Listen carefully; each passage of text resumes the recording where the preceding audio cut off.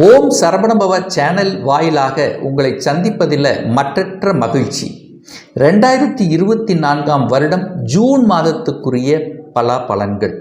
முதலில் ஜூன் மாதத்தினுடைய கிரக நிலைகளை பார்க்கும் பொழுது மேசமனையில் செவ்வாய் பகவானும் ரிஷபமனையில் புதன் குரு சூரியன் சுக்கிரன் இந்த 4 கிரகங்கள் இணைந்தும் கன்னிமனையில் கேது பகவானும் கும்பமனையில் சனி பகவானும் மீனமனையில் ராகு சந்திரன் இணைவு பெற்று இருக்கக்கூடிய இந்த மாதத்தில் என்ன மாதிரி கிரக பெயர்ச்சி நடக்கிறது அப்படின்னு பார்க்கும் பொழுது ஜூன் மாதம் 12ஆம் தேதி சுக்கிர பகவான் ரிஷபமனையிலிருந்து மிதுனமனைக்கு பெயர்ச்சியாகியும் ஜூன் மாதம் 14ஆம் தேதி அன்று புதன் பகவான் ரிஷபமனையிலிருந்து மிதுனமனைக்கும் ஜூன் மாதம் 15ஆம் தேதி சூரிய பகவான் ரிஷபமனையிலிருந்து மிதுனமனைக்கு பயிற்சியாகிறார். ஸோ இந்த கிரக அமைப்புகளை வைத்துக்கொண்டு என்ன மாதிரியான பலன்கள், சாதகம் என்ன பாதகம் என்ன, எதை செய்யலாம் எதை செய்யக்கூடாது, என்ன மாதிரியான தெய்வ வழிபாடு உகந்தது என்பதை பற்றித்தான் இந்த பதிவில் நம்ம டீட்டெயிலாக பார்க்க போகிறோம். மேசராசி அன்பர்களுக்கு இந்த ஜூன் மாதம் எப்படி இருக்கும் என்று பார்க்கும் பொழுது, அதுவும் செக்மெண்ட் வைஸ் நம்ம பார்க்கும் பொழுது, அதுவும் குறிப்பாக முதலில் தொழில் சார்ந்த விஷயங்கள், வியாபாரம் சம்பந்தப்பட்ட விஷயங்கள் எப்படி இருக்குன்னா 10ஆம் இடத்தை நம்ம பார்க்கணும். அந்த 10ஆம் அதிபதி யாரு? சனி பகவான். அவர் எந்த நிலையில் இந்த மாதம் இருக்காருன்னா ஆட்சி பலம் மூல திரிகோண பலம் பெற்று வலிமையாக 11ஆம் இடம் என்கின்ற லாபஸ்தானத்தில் உட்கார்ந்திருக்கார். அப்போ 10க்குரியவன் தனக்கு 2ஆம் இடத்தில் இருக்கும் போது வேலை வியாபாரம் சார்ந்த விஷயத்தில் நல்லவைகள் நடக்கக்கூடிய ஒரு நல்ல மாதமா இருக்கு. அப்போ வேலை சார்ந்த விஷயத்தில் இதுவரைக்கும் ஒரு வேலை கிடைக்கல, நல்ல படிப்பு படிச்சிருக்க, ஏதோ ஒரு வேலையில் இருக்க, ஒரு மாற்றத்தை எதிர்பார்க்கிற அப்படின்னா இந்த மாதம் ஒரு நல்ல மாற்றத்துக்குண்டான ஒரு மாதமாக உங்களுக்கு அமைகிறது. நல்ல மாறிக்கலாம், இடமாற்றம், ப்ரமோஷன் கிடைப்பதற்கான வாய்ப்புகள், சந்தர்ப்பங்கள். ஏதை ஸ்ட்ராங்காக சொல்கிறேன்னா தனத்தை கொடுக்கணும் அல்லவா, நம்ம வேலை என்னாலும் தொழில் என்னாலும் நமக்கு பணம் பெருகணும் அல்லவா. ஸோ அந்த பணம் கொடுக்கக்கூடிய ஒரு கிரகம் அப்படின்னா அது குரு பகவான். அந்த குரு பகவான் உங்களுடைய தனஸ்தானத்தில் போய் அமர்ந்திருக்கின்ற காரணத்தாலும் அந்த தனஸ்தானத்தின் அதிபதியாக இருக்கக்கூடிய சுக்கிரன் ஆட்சி பலத்தோட வலிமையா இருக்கார். அப்போ பொருளாதாரம் வலிமை பெறக்கூடிய ஒரு நல்ல மாதம்.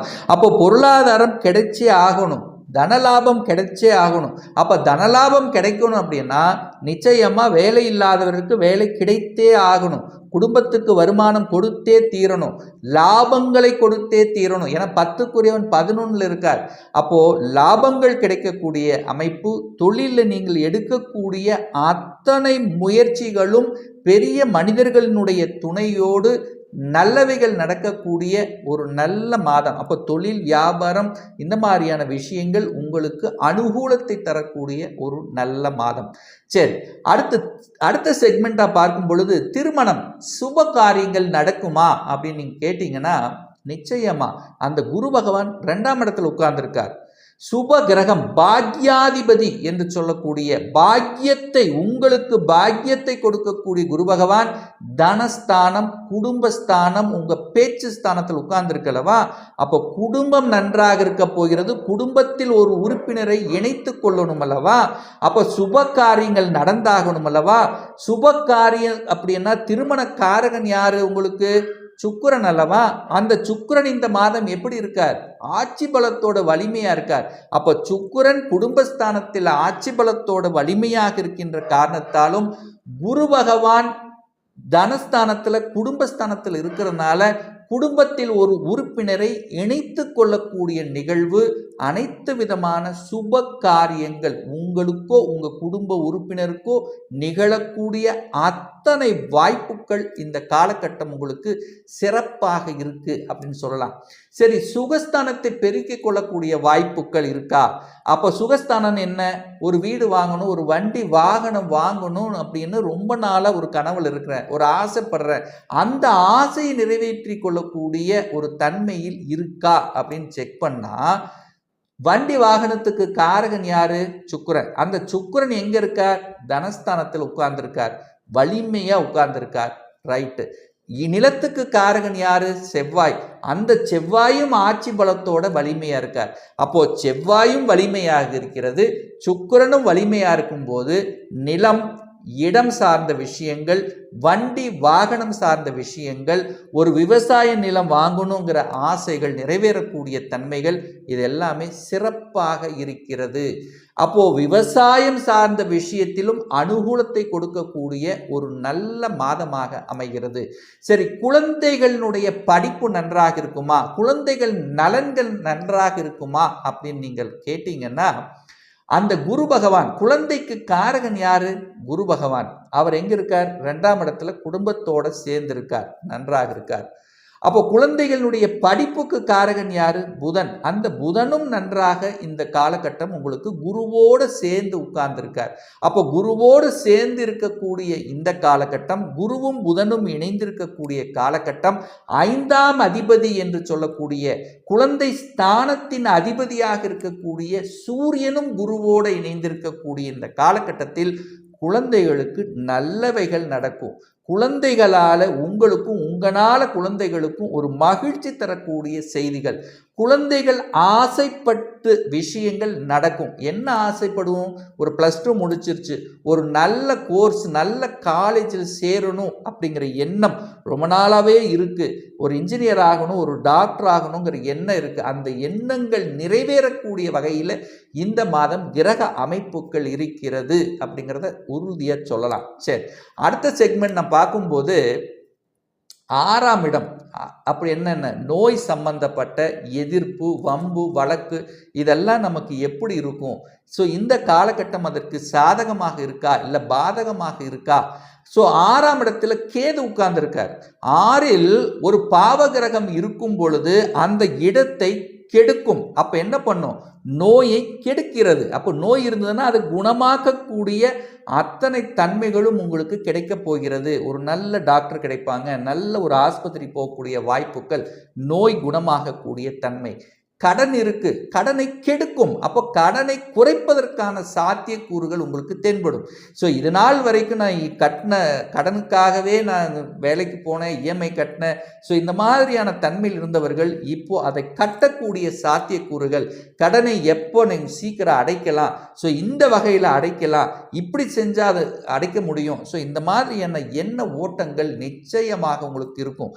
எதிரி தொல்லைகள், உங்களுக்கு முதுகுக்கு பின்னால் இருந்து குத்தி கொண்டிருந்தார்கள் அல்லவா, அவர்களை இனம் கண்டு கொண்டு அதற்கு தகுந்த மாதிரி செயல் திட்டம் தீட்டி வெற்றி பெறக்கூடிய ஒரு நல்ல மாதமாக அமைகிறது. அப்போ எதிரிகள் யாருன்னு இனம் கண்டிருப்பீங்க. அப்போ இவங்களை இனம் கண்டு கொண்டாலே நமக்கு பாதி, அதாவது இத்தனை நாள் யார் குத்துனாங்க, யார் பின்னாடி இருந்து நமக்கு தொந்தரவு செய்கிறாங்க தெரியாமல் இருந்ததல்லவா, இப்போ உங்களுக்கு தெரிஞ்சிடும்.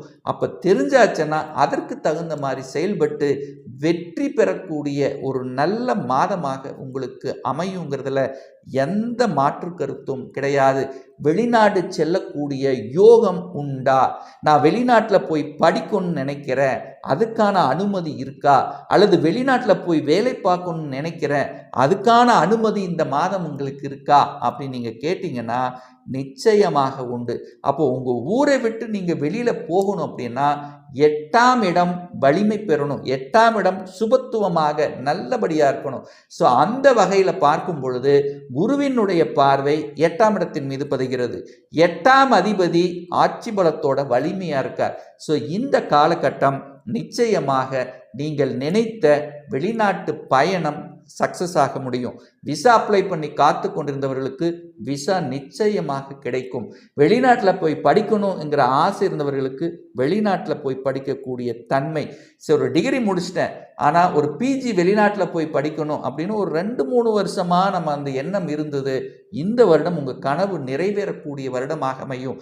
சரி, இங்கே உள்நாட்டிலேயே நான் வேலை பார்க்குறேன், சாஃப்ட்வேரில் இருக்கிறேன், ஆனால் வெளிநாட்டில் போய் வேலை பார்க்கணும் அப்படிங்கிற எண்ணம் எனக்கு ரொம்ப நாளாகவே இருக்குது, அதற்கான முயற்சி எடுத்துகிட்டு இருக்கிறேன், ஆனால் ஏதோ ஒரு வகையில் தடைப்பட்டு கொண்டிருந்ததுன்னா இப்போ இந்த மாதம் அதற்கான முயற்சி எடுங்க, நிச்சயமாக சக்சஸ் ஆகும் அப்படிங்கிறதுல எந்த மாற்று கருத்தும் கிடையாது. தந்தையின் மூலமாகவும், தந்தையாலையும் அல்லது அரசாங்கத்தின் மூலமாகவும் நல்லவைகள் நடக்கக்கூடிய ஒரு அற்புதமான ஒரு மாதம். என குருவும் சுக்கிரனும் இணைந்து சிவராஜ யோகத்தில் இருக்கக்கூடிய இந்த அற்புத மாதத்தில் தந்தையால நல்லவைகள் நடக்கக்கூடிய தன்மை, தந்தையின் தொழில்கள் எடுத்து நடத்தக்கூடிய யோகங்கள், அல்லது அரசாங்க எக்ஸாம் எழுதி காத்து கொண்டிருந்தவர்களுக்கு அரசு வேலை கிடைக்கக்கூடிய தன்மை எதுவுமே இல்லை. ஆனால் ஒரு பிளாங்காக இருக்குது. ஆனால் இப்போ அரசு வேலைக்கு போகணுங்கிற அந்த எண்ணங்கள் உங்கள் மனசில் ஆழமாக பதியக்கூடிய ஒரு மாதமாக உங்களுக்கு அமையும். அப்போ அரசு வேலைக்கு படிக்கணும், அரசு வேலைக்கு போகணுங்கிற எண்ணங்கள் இதெல்லாமே உங்களுக்கு அற்புதமாக இருக்கிறது. பெண்களின் மூலமாக நல்லவைகள் நடக்கக்கூடிய தன்மை, வீட்டு குடும்ப தலைவிகளுக்கு கொஞ்சம் நல்லா இருக்கக்கூடிய, தனக்காகவும் தன்னுடைய குடும்பத்துக்காகவும் ஒரு பொருளை சேர்த்தணும், ஒரு பணத்தை சம்பாதிக்கணும், ஒரு அவங்களுக்காக நான் கூட இருக்கணும் அப்படிங்கிற தன்மை. அதே சமயத்தில் பற்றி கணவன் மனைவிக்குள்ள கொஞ்சம் இடைவெளி இருந்ததுன்னா கூட இந்த மாதம் ஒன்று சேர்வதற்குரிய வாய்ப்புகள், சந்தர்ப்பங்கள் அத்தனையும் சிறப்பாக இருக்கிறது. ஒரு நல்ல தெய்வ வழிபாடு அப்படின்னு எடுத்துக்கொண்டால் தனம் பெருகணும், அல்லது பொருளாதாரம் வளர்ச்சி அடையணும், குடும்பம் நன்றாக இருக்கணும் அப்படின்னு நீங்கள் நினைச்சீங்க அப்படின்னா வியாழக்கிழமை என்று தட்சிணாமூர்த்தி சென்று வழிபடும் போது நிச்சயமாக மேம்பாடு, பொருளாதார மேம்பாடு கிடைக்குங்கிறதுல எந்தவித மாற்று கருத்தும் கிடையாது. இப்போ நான் சொன்னது இது பொதுவான ஒரு பலன்கள் தான், இந்த மாதத்துக்குரிய, அதுவும் கோச்சார ரீதியான பலன்கள். இந்த மாதத்தில் எந்தெந்த கிரகங்கள் எப்படி இருக்குங்கிறது கோச்சார பலனை பற்றி நான் தெளிவான ஒரு புரிதல் உங்களுக்கு கொடுத்துருப்பேன். ஆனால் உங்கள் ஜாதகத்தில் சுய ஜாதகம் எப்படி இருக்குது, ஸோ என்ன தசா புத்தி நடக்குது, ஸோ இதை பொறுத்தும் உங்களுடைய பலன் மாறுங்கிறதையும் நீங்கள் ஞாபகத்தில் வைத்து கொள்ளுங்கள். ஒரு துல்லிய பலன், ஒரு சுத்திய ஜாதகம் பார்க்கணும், அல்லது ஒரு பர்சனல் கன்சல்டேஷன் எடுத்துக்கணும் அப்படின்னு விருப்பமுடையவர்கள் டிஸ்பிளே தெரியக்கூடிய நம்பருக்கு வாட்ஸ்அப் மூலியமாகவோ ஃபோன் கால் மூலியமாகவோ தொடர்பு கொண்டு அப்பாயின்மெண்ட் பெற்றுக்கொண்டு கன்சல்டேஷன் எடுத்துக்கலாம். நம்ம சேனலை ஃபஸ்ட்டு டைம் நீங்கள் பார்ப்பவர்கள் என்றால் மறக்காமல் சப்ஸ்கிரைப் பண்ணிக்கிங்க.